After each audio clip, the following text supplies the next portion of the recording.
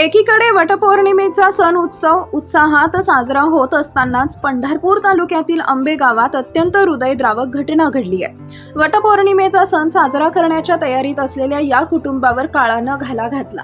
पहाटेच्या वेळी पाऊस सुरू असताना लक्ष्मण नागणे हे आपल्या शेतातील मोटार बंद करण्यासाठी गेले होते। यावेळी ओल्या जमिनीत वीज प्रवाह उतरल्यामुळे त्यांना विजेचा तीव्र धक्का बसला। पतीला अशा अवस्थेत पाहून त्यांना वाचवण्यासाठी त्यांची पत्नी अलका नागणे धावल्या, मात्र पतीला वाचवण्याचा प्रयत्न करत असताना त्यांनाही विजेचा धक्का बसला आणि काही क्षणातच या दाम्पत्याचा दुर्दैवी अंत झाला। या घटनेची माहिती मिळताच स्थानिक ग्रामस्थांनी घटनास्थळी धाव घेतली, परंतु तोपर्यंत उशीर झाला होता। सध्या महावितरण आणि स्थानिक पोलिसांकडून घटनेचा अधिक तपास केला जातोय। आज वटपौर्णिमेच्या दिवशी विवाहिता आपल्या पतीच्या दीर्घायुष्यासाठी प्रार्थना करतात।